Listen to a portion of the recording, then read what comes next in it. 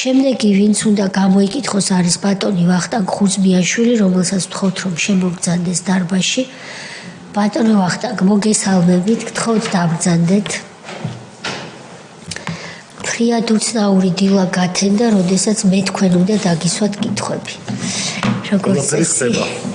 ყველაფერი ხდება, როგორც წესი პირიქით ვართ ხოლმე ჩვეული და მადლობა იმ ჟურნალისტური მამაცი საქმიანობისთვის, რომელსაც თქვენ ეწევოდით და დღემდე ეწევით.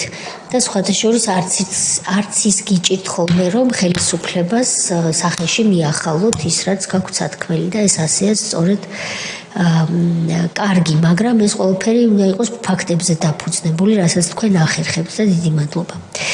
ჩვენ ბატონ გიორგისაც ვუხსნიდი, რომ მედია თავისუფლების თემა რა კი განგვისაზღვრა პარლამენტმა საკვლევ თემად, ასე მოვიაზრეთ, რომ თითო ჟურნალისტს კონკრეტულ მედია საშუალების თავს დამტყდარ პრობლემებზე ვესაუბრებით. ბატონი გიორგის შემთხვევაში ეს იყო პრესაჯი და ITV-ი და უფრო ფართო სურათში მან კავკასუს ონლაინის პრობლემებზეც ისაუბრა, როგორც ართვეს ის ხელისუფლების მაშინელმა მეკობრებმა თუ ბიზნესმენმა მეკობრებმა ის მეპატრონეს და უკვე ალტერნატიული აზრი ამ ნაწილში 2010 წლის დეკემბრიდან გაქრა.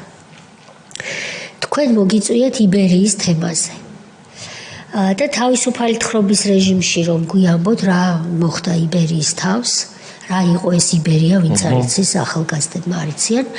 და შემდეგ დავსვამთ კითხვებს. სანამ საუბარს შეუდგებოდეთ, იმ დოკუმენტს უნდა მოაწეროთ ხელი, რომელიც თქვენს წინაშეა, ეს არის გაფრთხილების ტექსტი, რომ სისხლის სამართლებრივი პასუხისმგებლობა გათვალისწინებული კითხვებზე უარის, კითხვებისთვის თავის არიდების, ან კიდევ ცრუ ახსნა განმარტების მოცემისათვის. დიდი მადლობა. გთხოვთ. 2000 წლიდან ვარ ქართულ სატელევიზიო არხებზე და პირველი ტელეკომპანია იყო ჩემთვის ტელეკომპანია იბერია. დღესაც და მაშინაც ვფიქრობდი, რომ ეს ტელეკომპანია ჩემს ჟურნალისტურ საქმიანობაში ერთ-ერთი ის ტელევიზია იყო, საიდანაც ისმოდა ობიექტური ინფორმაცია. პრობლემები იბერიას დაიწყო უკვე 2003 წელს, როდესაც ქვეყანაში მოხდა რევოლუცია. 23 ნოემბრის შემდეგ, როდესაც დაისვა პირველი შეკითხვა ჩვენი ტელეკომპანიიდან, რომ როგორ მოხდა, რომ საქართველოს უზენაესმა სასამართლომ პროპორციულ ნაწილში გააუქმა არჩევნები და მაჟორიტარულ ნაწილში არ გააუქმა, თუ ერთ შემთხვევაში მოხდა გაყალბება, მეორე შემთხვევაში როგორ ჩაითვალა, რომ არ მოხდა გაყალბება. რა თქმა უნდა, ამ შეკითხვაზე პასუხი არ არსებობდა და არც მოსწონდათ აი ამ შეკითხვაზე, რომ მივადგებოდით კონკრეტულ ადრესატს და ვეკითხებოდით რა მოხდა. ამის შემდეგ უკვე სხვა ტელევიზიებში დაიხურა პოლიტიკური ток-შოუები. პოლიტიკური ტემპერატურის დაწევა უნდათ, აღარ უნდათ პოლიტიკაზე. სხვა ტელევიზიები რომლები იყო? აი რომელიც არსებობდა, მაშინ თქვათ იყო პირველი არხი, მაშინ სახელმწიფო ტელევიზია იყო, რუსთავი 2 იყო, ბნზე იყო და იმედი. ერთადერთი გამონაკლისი იყო ტელეკომპანია იბერია, რომელზედაც ეს ток-შოუ მიდიოდა და მიყავდა ქალბატონ ლუბა ელიაშვილს. ცოტა ხანში ლუბა ელიაშვილის საცხოვრებელ ბინაზე მოხდა თავდასხმა, დაცხრილეს მისი საცხოვრებელი ბინა. რა თქმა უნდა, ეს საქმე არ იყო გამოძიებული და ვეკითხებოდით რა მოხდა, რატომ არ იძიებთ. ამ შეკითხვაზე ჩვენ პასუხს რა თქმა უნდა ვერ ვიღებდით და უკვე ამასთან ერთად დაიწყო სატელევიზიო დაჭერები. ამას უკვე არ ვიცი რა დავარქვა, ყველანაირი უფლება, ადამიანის უფლება თუ რამე შეიძლებოდა დარღვეულიყო, ხდებოდა სწორედ აი ამ სატელევიზიო დაჭერების დროს. მე შეგახსენებთ, ცნობილი ამბავი იყო ბონდო შალიკიანის სახლში შევარდნა საწოლებიდან ბავშვების აყვანა და არ ვიცი საცოლებში გადაღებული ხალხის ეთერში გაშვება. ამის შემდეგ იყო კიდევ ერთი ასეთი თემა იმელის შენობაში გვარად მახსოვს დღესაც გვარად იყო ასეთი ადამიანი გოგია. გამოიყვანეს და თქვეს რომ ეს იყო კორუმპირებული ადამიანი. შეუპარდეს აღკვეთი ღონისძიება, მაშინ სამთვიანი წინასწარი აღკვეთი ღონისძიება იყო ხოლმე, შეუპარდეს აღკვეთი ღონისძიება და გაირკვა რომ თურმე ეს კაცი არაფერ შუაში არ იყო იმ საქმესთან, რის გამოც ის დააკავეს, რეალურად დასაკავებელი იყო მისი ტყუპისალი ძმა. ასეთი კურიოზული ამბებიც ხდებოდა, არ ვიცი კურიოზია თუ უბედურება არის, როდესაც ადამიანს აკავებენ არაფრის გამო. ის გაუშვეს? აი ეს აღარ მახსოვს, უკვე რა მოხდა. არ გაუშვეს, ანუ გადადასტურდა. ხო. მერე იყო თუნდაც აჭარელი სტუდენტების საქმე. როდესაც რევოლუცია მოხდა, ამის შემდეგ უკვე თქვენ იცით, რომ ბათუმში დაიძაბა სიტუაცია, იქ ასლანაბაშიძის მომხრეები და მოწინააღმდეგეები დაუპირისპირდნენ ერთმანეთს. რამდენიმე სტუდენტი, 5 სტუდენტი თუ არ ვცდები, ჩამოვიდა თბილისში და ხვდებოდნენ მათ თანატოლებს თბილისის სახელმწიფო უნივერსიტეტში. აი ამ შეხვედრის შემდეგ ეს 5-ვე სტუდენტი დააკავეს ოფიციალური ინფორმაციით, რის გამო ხდებოდა ამ ადამიანის დააკავება, მართალი გითხრათ არ მახსოვს, მაგრამ საფუძველი არ არსებობდა. როდესაც ეს სტუდენტები დააკავეს, ძალიან მალევე საბურთალოს საგამოძიებო სამსახურის უფროსი იყო მაშინ ზაზა მესხი და თქვენი კოლეგა მამუკა მდიდარაძე იყო გამომძიებელი. როდესაც ეს სტუდენტები გაუშვეს ხელწერილი საფუძველზე სახლში, მდიდარაძეც დააკავეს და ზაზა მესხიც. და ამაზეც ვკითხულობდით, რა უნდა, ანუ პოლიტიკური გადაწყვეტილება უნდა მიიღო სამართალდამცველ სტრუქტურებს და არა სამართლებრივი. ამის გამო მაშინაც ვთვლიდი და დღესაც ვთვლიდი, რომ ეს იყო უკანონობა, მე ვაშუქებდი ამ ამბებს და ამიტომ პირდაპირ შემიძლია გითხრათ, რომ არაფერს შუაში არ იყვნენ მაშინ ეს ადამიანები, ასრულებდნენ თავის პროფესიულ საქმიანობას პირნათლად. კიდევ ერთი ხმაურიანი საქმე პირადად მე რომ საქმეებსაც ვაშუქებდი, მე იმას ვყვები, სხვა კოლეგებზე არ ვყვები. დიახ. კარგად შეიძლება არ იყოს გასაგები. დიახ.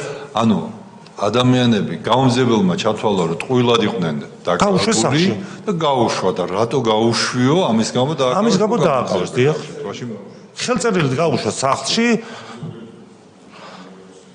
იცით რატო მახსოვს ეს ამბავი და თან ძალიან კარგად როცა გამოუშვეს ეს სტუდენტები, მე უნდათ კიდე დაკავება. დინარაძე და მესხი როცა დააკავეს, მაინც უნდათ ამ სტუდენტების დაკავება და ეს სტუდენტები ჩვენ ტელევიზიაში მოვიყვანეთ, რომ ტელევიზიაში ხوار შემოვარდებიანო და იქ ასე ვთქვათ, ყვავდა ეს რამდენიმე დღე ყვავდა ეს სტუდენტები.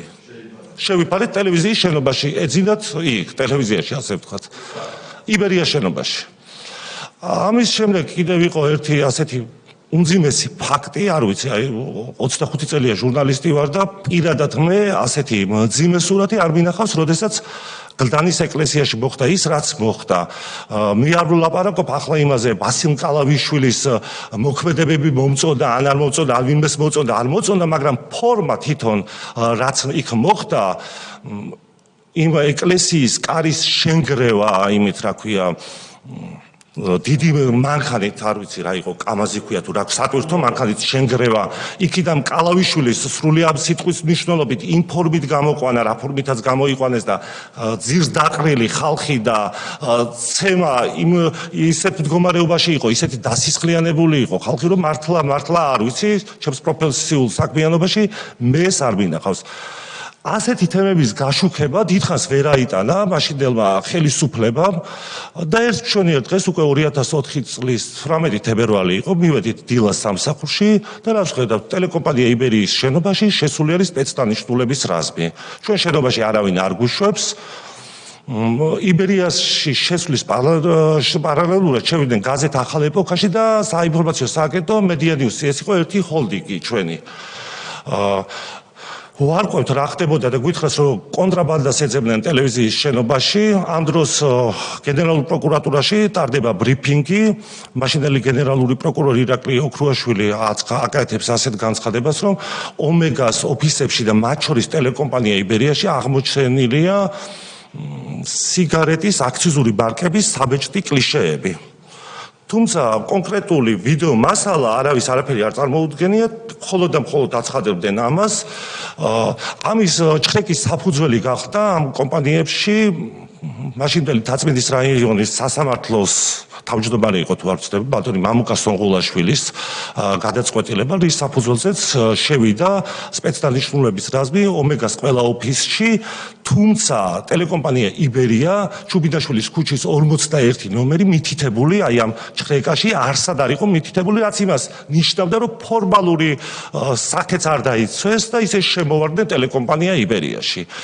იქ პრაქტიკულად ისეთი სიტუაცია იყო, რომ ქვეყანაში ოპოზიცია პრაქტიკულად დარჩენილი არ იყო, შევარდნაძის ხელისუფლება წავიდა და რამდენიმე ოპოზიციონერი იყო ხარდაჭერასაც ვერ ვიღებდით, ოპოზიცია არ იყო ქვეყანაში, რევოლუციურ ეიფორიაში იყო საზოგადოება მაშინ და ხოლო აი ეხლა შემიძლია ამ ეთერიდან ახლაც რომ ალბათ ფიქრია ჩიხრაძე იყო, შალვა ნათელაშვილი, გუბა სანიკიძე, სულ რამდენიმე ადამიანი იყო იქ მოსული. და თუ არ ვცდები, ქალბატონი ელენე თევდორაძე, მიუხედავად იმისა, რომ მის ხელისუფლებას წარმოადგენდა. ამის შემდეგ უკვე დაახლოებით რამდენიმე საათში, 3-4 საათში ტელეკომპანია იბერიას შენობიდან გავიდა სპეცდანიშნულების რაზმი, თუმცა ომეგას ყველა ოფისში შეიყვანეს შინაგანი ჯარები. დაახლოებით 10 დღეში გაზეთი ახალი ეპოქის თანამშრომლები შეიკრიბნენ სტამბა ომეგა თექთან, სადაც დაბეჭდილი იყო გაზეთის ნომერი და ითხოვდნენ, რომ ეს დაპატიმრებული ნომერი გამოგვატანეთო და პასუხი იყო სროლა. გახსნეს პირდაპირ ცეცხლი გაზეთი ახალი ეპოქის თანამშრომლების მისამართით. მე ამას იმიტომ ვამბობ, რომ ერთ-ერთი ტყვია წინ გადიოდა გაზის მილი დაახლოებით 2 მეტრის სიმაღლეზე იყო და ერთ-ერთი ტყვია მოხვდა იმ გაზის მილს. იქ რომ ადამიანი მდგარიყო, სულ თავისუფლად შეიძლებოდა რომ ეს ტყვია საზოგადოებრივ გაიგოს. რეზინის ტყვია ცეცხლსასროლი. ცეცხლსასროლი. და დავაზუსტოთ რა, როდის ხდება ის ზუსტად რომელი თვეა ეს 2000 თებერვალში აქ შემოვარდნენ და დაახლოებით 2 კვირაში ალბათ. 2004 წლის თებერვალში. ეს ტყვია მოხდა გაზის მილს, საბედნიეროდ გაზის მილის არაფეთქდა, თუმცა გაზის გაჟონვა დაიწყო იქ. მოვარდა იქ ის დამატებით კიდე პოლიცია მოიხვალეს და ეს ხალხი იქიდან გამოყარეს, იმიდან რა ქვია, ვაშლიჯვრის ტერიტორიიდან. ამის შემდეგ უკვე ისე გაგრძელდა სიტუაცია, რომ დაახლოებით 2-3 თვეში კონკრეტული რიცხვი აღარ მახსოვს, გამოგვიცხადეს არქის დამფუძნებლებმა, რომ ტელეკომპანია იბერია ვეღარ გააგრძელებდა მუშაობას და ტელეკომპანია დაიხურა. თუმცა დახურვის შემდეგ გაირკვა ასეთი რამე, რომ ტელეკომპანია იბერიას კუთვნილი ლიცენზია აღმოჩნდა მაშინდელი კომუნიკაციების კომისიის თავმჯდომარის დიმიტრი ქიტოშვილის მეგობრის ვინმე კაკაურიძის სახელზე. ეს ლიცენზია პერიოდულად გადაეცემოდა სხვადასხვა ადამიანებს და საბოლოოდ 2007 წელს, როდესაც ტელეკომპანია იბედი წაართვეს კანონიერ მფლობელებს, ჩვენი ეს ტელეკომპანია იბერიას ლიცენზია აღმოჩნდა წართმეული იმედის მეპატრონის ხელში უკვე. და 2011 წლის შემდეგ, როდესაც იმედი დაიბრუნა პატარკაციშვილება, ეს ლიცენზიაც აღმოჩნდა უკვე მათ ხელში და რა თქმა უნდა, კანონიერ მფლობელებს, ანუ ომეგა ჯგუფს იმედმა დაუბრუნა ეს ლიცენზია. მანამდე კი სიტუაცია ასე გაგრძელდა, როდესაც იბერია ეს ლიცენზია დათმო, ომეგა ვინ იყო ამ წართმეული ორივე ტელეკომპანიის ლიცენზიის მფლობელი, სახელი თუ გახსოვთ? ნამდვილად არ მახსოვს, აი არველაძე როცა იყო ტელეკომპანია იმედის გენერალური დირექტორი, ის ფლობდა ამ ლიცენზიას და ის საბუთებში ვინ იყო კონკრეტულად იქ არის, არ მახსოვს, მაგრამ მან თავარი რაც იყო, როდესაც ლიცენზია დათმო ომეგამ, ომეგას ყველა ორგანიზაცია ამუშავდა მის ეს უფლება, რომ იქ პროდუქცია გამოეშვათ, ასე ვთქვათ, რამდენიმე მილიონის გადაახტევინეს, ლიცენზიაც წაიღეს და რა თქმა უნდა, მე ომეგამაც აღადგინა მუშაობა. აი შემიძლია გითხრათ ამ ამბებს. შევარდნა იბერიაში, ჩუბინაშვილის ქუჩაზე თბილისში. რა ფორმით იყო ეს შევარდნას, რომ ხმარობთ ამ სიტყვას, რო აუხსნათ საზოგადოებას? სპეცრაზმი, ნიღბიანები შევიდნენ შენობაში. რა საკეთებდნენ შენობაში? რო შევედით, ყველაფერი გადმოყრილი იყო, დანგრევის იყო, მაგიდები აყირავებული, ტელევიზიაში ახლა მართლა ადამიანს როგორ უნდა დაებაძოს აზრად, რომ ამდენი ჟურნალისტი სადაც მუშაობს, ვინმე რაღაცა კონტრაბანდა შეიტანოს, ან რაღაცა საბეჭდი მანქანები დაამონტაჟოს, ეს ხო იმთავითვე იმისთვის იყო გაკეთებული, რომ დაშინება მომხდარიყო, ხო? ვერაფერი ვერ აღმოაჩინეს. არა, საიას ომეგაშიც ვერ აღმოაჩინეს. ეხლა დღეს გადასახედიდან მე ომეგას დამცველად ვერ გამოვდგები, მაგრამ მაშინ ვერც ომეგაში ვერ იპოვეს ეს რაღაცა ყალბი აქციზული მარკების დასაბეჭდი კლიშეები და ვერსად ვერ აღმოაჩინეს. ეს იყო უბრალოდ საბაბი. გასაგებია, ბატონი გურამი, ბატონი ილია. ბატონო თქვენ აღნიშნეთ რომ ეს მოხდა 2004 წლის თებერვალში. დიახ. ანუ რეალურად ნაციონალურ მოძრაობა მოსულია სულ რაღაც 2 თვის 3 თვის. ასევე აღნიშნეთ და ანუ ესეც იყო რომ რეალურად ოპოზიცია არ არსებობდა. არ არსებობდა. პრაქტიკულად ქვეყანაში მაშინ აი კითხვა ისმის ესეთი და თქვენი აზრი იქნება საინტერესო. აბა მაშინ რისი ეშინოდა დაუშვათ ხელისუფლებას ხო თან ასეთი ფორმით რომ გააკეთა მათ შორის ტელეკომპანიაში ბიზნესი გასაგებია, იმიტომ რომ თავიდანვე რომ მოვიდნენ განაცხადეს რომ ასე ვთქვათ ყველა ფინანსური წყარო მათ კონტროლ ქვეშ უნდა ყოფილიყო. და აი ტელეკომპანიაში ასე შეჭრას მეც რაზმით რას ემსახურებოდა? მე კი ვიცი რას ემსახურებოდა. განსხვავებული აზრის მიუღებლობა და კრიტიკას ვერ იტანდა. ეს ახალი ხო არ არის, სააკაშვილის კრიტიკა არ უყვარდა ზოგადად. ანუ თავიდან მე მესმის ეს, მაგრამ რატომ დავაკონკრეტე რომ თავიდანვე მიუხედავად იმისა რომ არავინ არ აკრიტიკებდა იმ 2-3 თვის განმავლობაში. არა, შეხედეთ რევოლუციის მომხრე ტელეკომპანია იბერია არ იყო.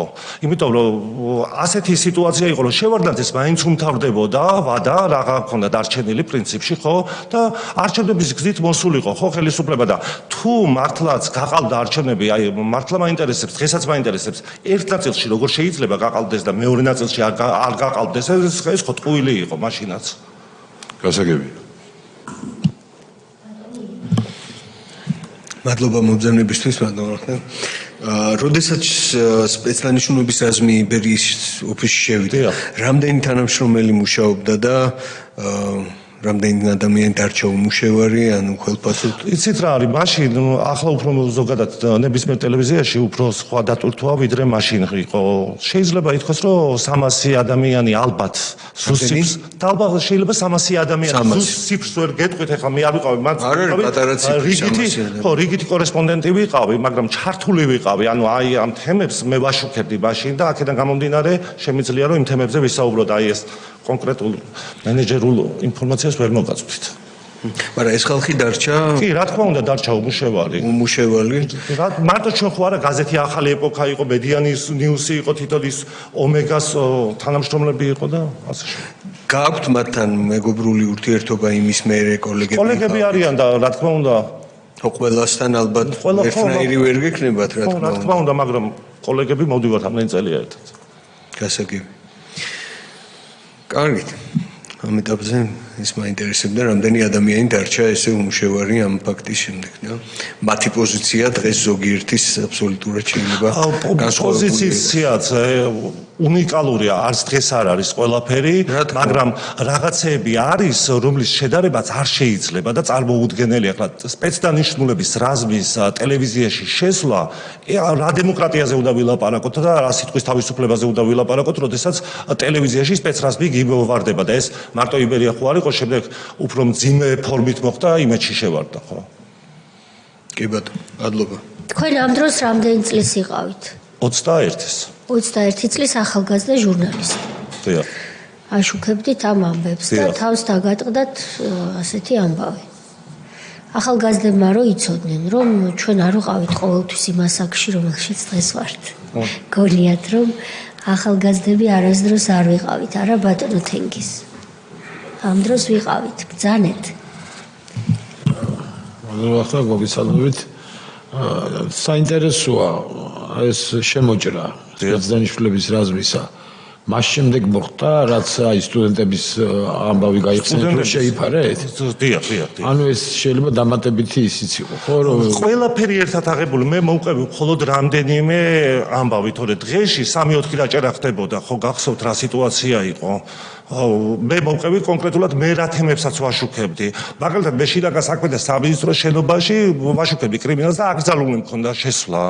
ანუ პრესკონფერენცია რო იმართებოდა, მე ჩემი კოლეგები რო გამოდიოდნენ, მათგან გებულობდი რა გააკეთა, თქვა რომელიღაცა მინისტრმა განცხადება და იმით ვერთვებოდი ეთერში. ანუ აკრძალული მქონდა მაშინ ასე არ იყო რა. მაშინ ეს მედია მენეჯმენტს ასე რო ვთქვა, თლიანად ვინ ხელმძღვანელობდა, ხო ვერ გაიხსენებთ? ანუ მთავრობიდან? არა, მე ამას იმიტომ რომ შეხება არ მქონდა და ჩართული არ ვიყავი. მაშინ ინფორმაცია გაქვს მაშინ, როდესაც რაღაცაში მონაწილეობ და მონაწილეობას როცა არიღებ, ძნელია ვინ ვისთან კომუნიკაციობდა. შევარდნა ერთია, მაგრამ როდის დაიხურა კონკრეტულად იბერია? დაიხურა თუ არ ვცდები ივნისის დასაწყისი იყო. იმავე წელს. იმავე წელს, ხო, ჩვენ უკვე ხელფას არავინ აღარ იღებდა იმ თვეების განმავლობაში და ყველაფერს რაღაცა საზღვარი აქვს, ხო? და თვითონაც მე გამოგვიცხადეს. ალბათ მაინც მოლაპარაკება იყო და ტელეკომპანია იბერია საბოლოო ჯამში გაიცვალა იმაში, რომ ომეგას ემუშავა. გასაგები. ომეგა რა ბიზნესით იყო დაკავებული? სიგარეტის გაყიდვით. ქალბატონი ლუბას თოქ-შოუს რა ერქვა, ხო არ გახსოვთ? დიალოგი. ბატონი გურამი. ბატონო ხო? დიახ. აი მაგ პერიოდში სპეცრაზმის შევარდა 1000 უკანონოები ხდებოდა. რომელიმე ჩვენი პარტნიორი ქვეყნის ელჩს ან საელჩო წარმომადგენელს ხო არ გამოუთქვა სურვილი რომ აბა მოვიკითხოთ რა ხდება ახლა ახალმოსული ხელისუფლების პირობებში. ხო არ ყოფილა ასეთი მსგავსი რომელიმეს ახლა ეს საჯაროდ ხდებოდა ხო? ხო არა არ შემიძლია გითხრათ არ მახსოვს. ერთადერთი ვისი პროტესტიც იყო, მე მახსოვს საზოგადოების წარმომადგენლების პროტესტი იყო ბატონი რეზო საზოგადოება ეს მე შიდა საზოგადოებას არ გულისხმობ. მე გულისხმობ საელჩოებს. არა, ეს ალბათ არ იყო თორე რომ ყოფილიყო გამახსოვრებოდა. ხო, იმიტომ რომ იყო ხელისუფლებაში მათი წარმომადგენელი სააკაშვილი და მაშინ ესე იგი როგორც ჩანს შეიძლებოდა თვალის დახუჭვა ასეთ რამეს. თუ ისეთი ბრალდება იყო უმძიმესი ბრალდება იყო ხა ტელევიზიაში რაღაცა კონტრაბანდისტები არიან შეკრებილები და სიგარეტის რაღაც ბეჭდავენ აქციზებს. ყოველ შემთხვევაში გამოხმაურება არ ყოფილა, ეს არის მთავარი. დღეს, როდესაც საქართველოს უწუნებენ მედია თავისუფლებას, როცა ნებისმიერ პიროვნება შეუძლია რამდენიმე დღეში გახსნას. მედია საშუალება, აი მაშინ ეს მოხდა სპეცრაზმის შესვლა და არავის სიტყვა არ უთქვამს. ეს არის კიდევ ორმაგი სტანდარტის ერთ-ერთი კლასიკური მაგალითი. სხვათა შორის ამაზე დადგა სამართლებრივი შედეგიც, პასუხისგებაში არის მიცემული ადეიშვილი, მაშინდელი გენერალური პროკურორი და ლაცაბიძე, მისი მოადგილე იყო ეს ლაცაბიძე და თუ არ ვცდები, ერთხანს გენერალური პროკურორის მოვალეობასაც ასრულებდა და ორივე მათგანი პასუხი იბერიას საქმეზე დადგა სამართლებრივი შედეგი. ანუ იბერიას საქმეზე სამართლებრივი შედეგი დამდგარია, დადასტურებული. ადეიშვილი არის სისხლის სამართლის პასუხისგებაში მიცემული. ანუ უყურე რა მივიღეთ შევიდნენ რომ კონტრაბანდა უნდა აღმოეჩინათ თლიან ჰოლდინგში, კომპანიაში. საბოლოო ჯამში არ აღმოჩნდა იქ არავითარი კონტრაბანდა, არავითარი კანონდარღვევა და შედეგი მივიღეთ ის, რომ იბერია დაიხურა, საქმე შეწყდა მერე და ტელევიზიის მიზანი იყო ტელევიზიის დახურვა, იქ არავითარი კონტრაბანდა არ იყო თორე. რა თქმა უნდა ეს იყო, ეს ყველა მიცოდა, ისედაც რო შემოდიოდნენ ის ხო, იმიტომ შემოვიდნენ რომ რეალურად იყო ის გეგმა რომ იბერია დახურული იყო, ხო? ანუ სამართლებრივად ეს ყველაფერი დადგენილია, ეს ნიშნავს იმას, რომ კიდევ ერთხელ უნდა შევახსენოთ კონტრაბანდაზე შედიან სპეცდანიშნულებიც რაზმით ტელეკომპანიაში. ეს ხო საჩვენებელი. რეალურად დაიხურა. აი ეს არის ზუსტად ის ბჭყალებში ევროპული ღირებულების მქონე პარტია, რომელსაც სამწუხაროდ ზოგიერთი ელჩი და მათ შორის ევროკავშირის ელჩი უცხადებს მხარდაჭერას. ეს არის საზოგადოებისთვის კიდევ ერთხელ ასახსნელი. მადლობა. კითხვები ხომ არ არის? ბატონი სოზარი. დიდი მადლობა რომ მოხდით. როგორც ახლა ისეთი ინსტიტუციური მეხსიერების მქონე ადამიანს გეკითხებით. ეხლა ნახსენეთ რომ იმ პერიოდში დაიხურა ძალიან ბევრი ток-შოუ. ჩემს პირველ მოხსენებაში და რო ეს რო გამახსენდა, ჩემს პირველ მოხსენებაში, რომელიც 2005 წელს შევიდა პარლამენტში, ერთ-ერთი თავი მქონდა მიძღვნილი სწორედ ამ ток-შოუების დახურვაზე. ხა როცა ეს იბერიაში შემოვარდნა მოხდა, მაშინ ჯერ არ ვიყავი სახალხო დამცველი მოგვიანებით დამრჩეს, მაგრამ შემდეგ ეს თავი მქონდა. თუმცა ახლა დღევანდელი გადასახედიდან რო ფიქრობ, ახლა თქვენ რო ახსენეთ ეს თემა, იმან გამახსენა თოქ-შოუები იყო, ვთქვათ, იგივე რუსთავი ორზე მზეზე და მერე დაბრუნდა. ბატონო? მერე დაბრუნდა, რაღაცა დრო იყო გაჩერებული. ირაკლი იმნაიშვილის თოქ-შოუ რო დაიხურა, მე მახსოვს მზეზე. ეკა ხოფერიას თოქ-შოუ დაიხურა იმაზე რუსთავი ორზე, მახსოვს. აი ეს კონკრეტული ჟურნალისტური გამოძიება ჰქონდა რუსთავის, რომელიც აკრძალეს და დაყურეს 60 წუთი. კი, რა თქმა უნდა, აიგრძალა. ეხლა პირველ არხზე პირველ არხზე მართალი გითხრათ არ მახსოვს ვის მეყავდა. ხო, არა, საინტერესო იქნება მოხსენებისთვის, იმიტომ გავეხსენოთ, სხვათა შორის დეტალურად ჰქონდა ეს თავი მოხსენებაში. კოკა-ყანდიაშვილს მიყავდა. კოკა-ყანდიაშვილს მიყავდა იმ დროს და კოკა-ყანდიაშვილის გადაცემა დაიხურა. ხო, რა ხდება მიყავდა. აი, მადლობა რომ შეგვახსენეთ ეს ძალიან საინტერესო ფაქტი. კი ბატონო, კითხვები არის? მადლობა ბატონო ვახტანგ მოგზანებისთვის. ეს გამოცდილებაც მივიღეთ, რომ თქვენ კი არა ჩვენ გისვამთ კითხვებს და ყველაფერი ხდება კიდევ ვიმეორებ. მადლობა რომ აგრძელებთ სერიოზულ მუშაობას, იმიტომ რომ ნამდვილი ჟურნალისტიკა არ არის მარტივი, გჭირდება წყაროც, გჭირდება ფაქტები და რაც თორე განათლება და ცოდნა. მადლობა თქვენ. მადლობა თქვენ ყველაფრისთვის. ნახვამდის.